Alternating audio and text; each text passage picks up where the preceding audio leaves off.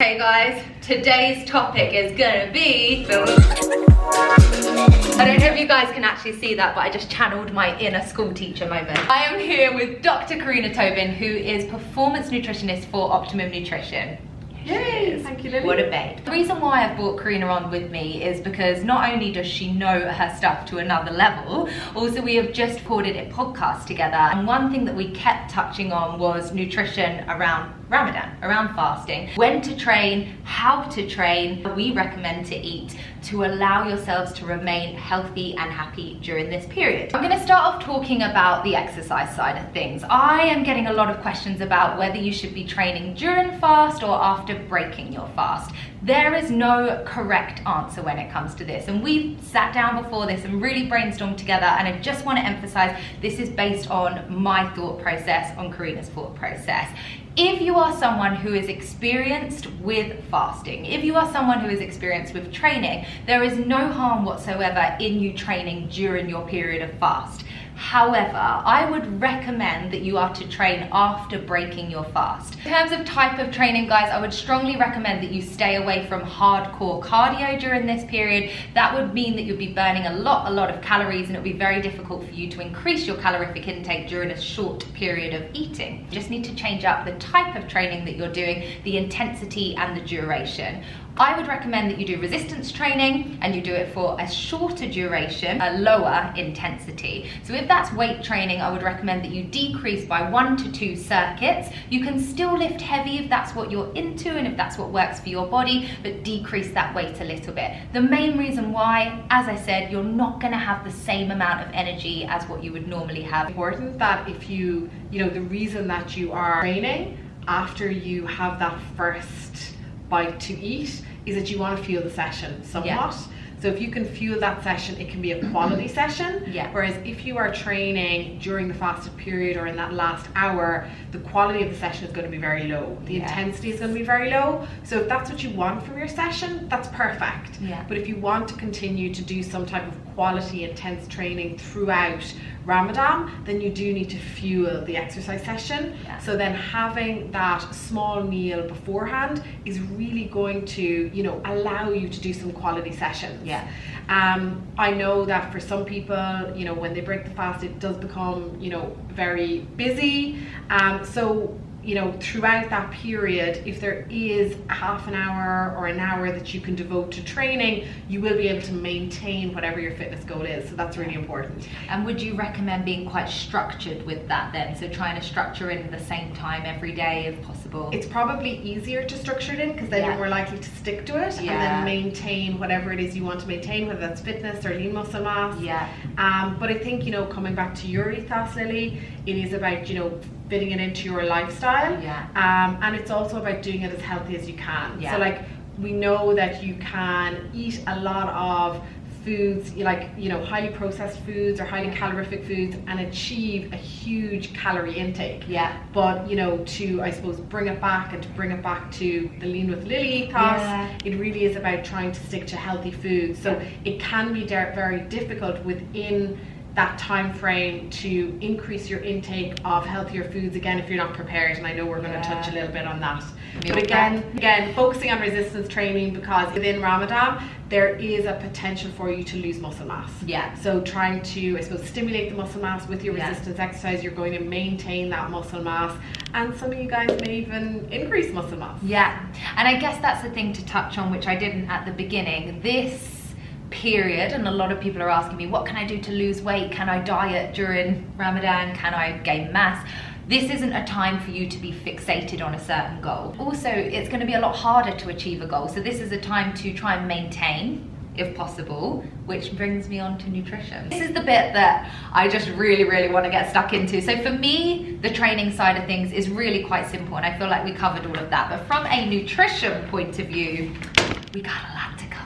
Should you be skipping breakfast? That's one question that I got asked, and I was actually in disbelief when someone asked me that. And I think part of it is because of how long fasting is, the hours, and obviously that changes around the world. And I totally understand it's going to be really hard to wake up super early when you're exhausted and cook something that's nutritious and going to see you through the day. So what would be your biggest advice when it comes to the first meal of the day? So I think, again, everyone's very different. However, I do think within this period, because you're more likely to eat less food because of the times of when you're eating to when you are normally eating, that you should, like, to maintain health, to maintain performance for sure, it is more beneficial if you try and get some type of a breakfast into you. So I think, Lily, you mentioned, you know, you can always go back to bed. Depending on where you are in the world, as long as you're getting up and eating and fueling your body, absolutely, you can go back to bed. Yeah, exactly. And I think it's really important, you know, again, to start as you mean to go on. So getting healthy types of food into you, things that are going to increase your fullness, focusing on, you know, quality proteins, carbohydrate, and making it as convenient as possible. So again, you know, you have some great options. Meal prep ideas. Exactly. Exactly. So what would be, if we were to choose maybe 3 top foods that we could be eating, or 3 meal ideas, what would be 3 that you'd think of? I suppose they're the regular ones, really. You know, oats. Any type of eggs that you want. It's great if you can get some veggies into the eggs. It's perfect. Blueberries on the oats, or fruit on the oats, or whatever it is. And and then I suppose, you know, a convenient one is always a protein shake. You can get everything into that. You can even get your oats into that. You know, whatever you want.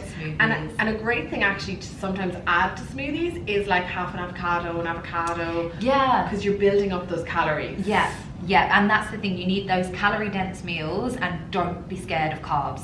We actually need to get a lot of carbs in for breakfast, right? Particularly if it's a fueling meal. If you are going to do any type of intensity, be that, you know, repeated lifts, sets, whatever it is, you do need that fuel source. So carbs are very important there. So 3 meal ideas would be like a veggie omelette with maybe some spinach, a protein-based smoothie, maybe a little bit of avocado in there, and then a overnight oats. Could be really nice. So I can chuck an overnight oats recipe out for you. Do not skip your breakfast. One thing to take home. Next thing, hydration. Now, obviously we have a long period where we're not able to fuel from a liquid point of view. Should we be aiming to drink a lot of water in the morning? I've heard different things. No, absolutely. Like, you're right. We had this discussion beforehand, and I suppose the natural thing is to try and drink lots of water. Or try and drink lots of fluid. And there is a big difference. You know, we know that, I suppose, when you drink water, it's not as easy to hydrate because it doesn't contain any type of sodium, which is going to help your body to retain more water. And it's also going to stimulate you to drink more. So it's going to stimulate that thirst response. So drinking things like, there was a study done a couple of years ago, and it actually measured how hydrating beverages were. So next to a kind of a diuretic or an electrolyte replenishment that you would use when you were sick, milk did really well. So skimmed milk is really hydrating. And I suppose when you're drinking skimmed milk or any type of milk, really, you're getting rehydration, you're getting protein, you're getting carbohydrate, you're getting calories. Which is what we're needing at the moment. And things like orange juice. So orange juice was also more hydrating than water. And that would be fresh, not from preservatives, obviously.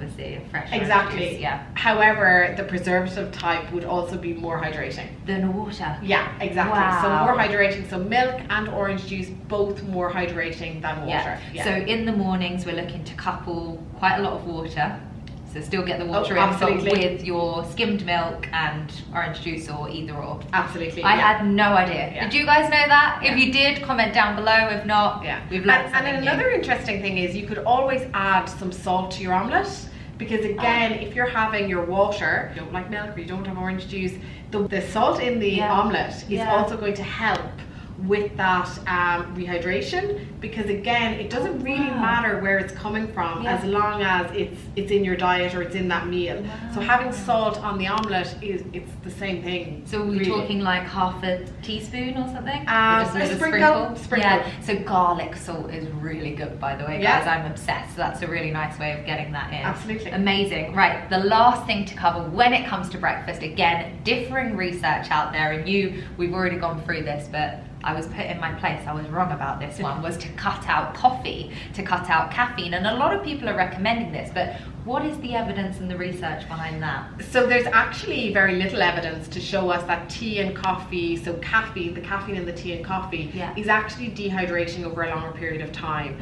So we know that over 1 to 3 hours, If you compare it to water, you lose slightly more fluid if you have drunk coffee in particular. However, compared to water over a 24-hour period, you don't lose any more fluid than you would if you were drinking water. So over a 24-hour period, coffee and tea are not dehydrating. Take homes from breakfast are high protein, high carbohydrate, nutritious. Exactly the same as what you do in normal life. Drinks, water, orange juice, milk. You can have your coffee. Fantastic. Iftar, breaking fast. Now I know traditionally a lot of you guys will be having your date as soon as you're breaking fast. Thereafter, traditionally there's a lot of fried food, and I know it's yummy, but I just want to tell you guys it is not good for you on so many levels. So it's up to you. You can have your fried food, but I guess you're tuning into this vlog because you're wanting some alternatives on how to avoid that. Right guys, we might be in a slightly different position because I forgot to empty the memory card. Sorry Alex, I know you're going to be cringing right there. Anyway, we were on to hydration. So obviously making sure you're hydrating, that's the first thing that you need to do. Thereafter, you want to get in a small meal, and I say small, that's if you're going to be training straight after. So it needs to be small to make sure that you can digest in time. What types of food should we be having pre-workout? Smaller meals, again, it could be a breakfast type meal, a snack, you know, something like yogurt, fruit, banana's always great. Even your dates, jewel dates, there's 10 grams of carbohydrate. 3 of those. Maybe having a little bit of protein depending on what your session is going to be. If it's going to be a resistance-based session, getting some protein in would be great. But again, trying to get quality. Quality foods. So that would be your meal just before working out. So that's kind of, I say meal, it's more of a snack, and I know you're gonna just wanna jump into eating loads, but you have to bear in mind if you have a massive meal, just as you're breaking fast, iftar, you are gonna find that you crash and burn. So if you have that really big meal, the last thing you're gonna wanna do is work out. So try and keep it small, try and hydrate, do your workout, lower intensity, lower frequency, lower time, then you're coming back for your really nice, nutritious meals. What will we be advising afterwards? And I guess this again comes back to, you want to keep pretty much the same nutrition as you did before, you just want to be a little bit more calorie dense. How can we increase the calorific intake in a meal? Do it by increasing your portion size. So obviously if you've trained, you're going to be pretty hungry. So don't be afraid to add an extra portion of, you know, meat, chicken, veg, whatever it is. But also that you're adding more of your carbohydrates. And again, your healthier fats. Like your healthier fats will be in things obviously like red meats and oily fishes. But if you find that you are just having maybe chicken, like chicken is very lean traditionally. So maybe even, you know, having your chicken breast and leaving the skin on. Again, lots of nice nutrients within the skin. You're getting those good fats. Making sure that maybe if you're having veg, you're stir frying them in some olive oil. So again, you're increasing, or some butter. You know, adding some butter to your potatoes or to your veg.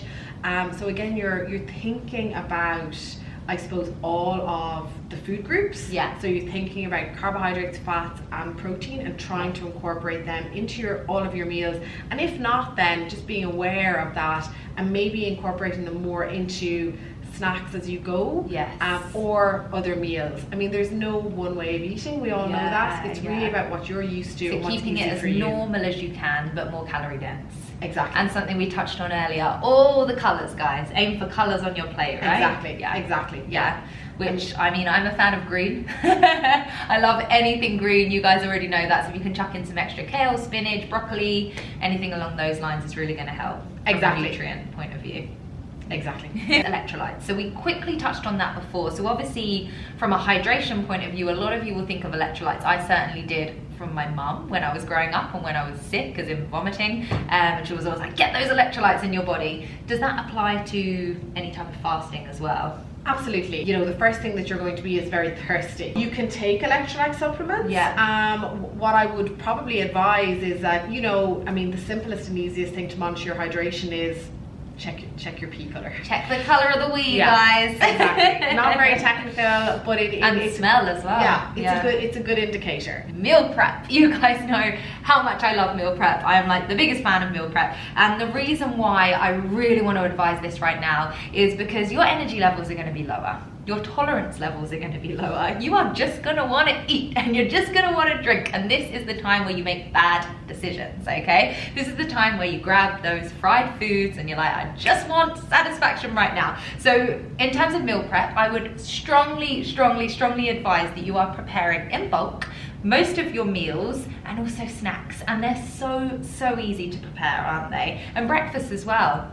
Again, in the morning, your energy levels are going to be so low, and if you can just go to the fridge and grab an overnight protein oats, already ready, amazing. So I would strongly advise that you guys implement as much meal prep as you can. I have another vlog which was released a couple of days ago, so please check that out. That teaches you how to meal prep, everything that's involved.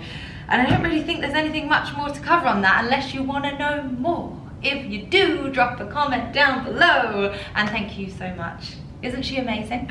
You seriously are. You're so knowledgeable. So guys, if you have any questions specifically, please do pop them down below. Any other videos that you want to see from me, please do let me know. Give this video a thumbs up, hit the subscribe button. And where can we find you online? You can find me at Optimum Nutrition, but also at Feel and Perform.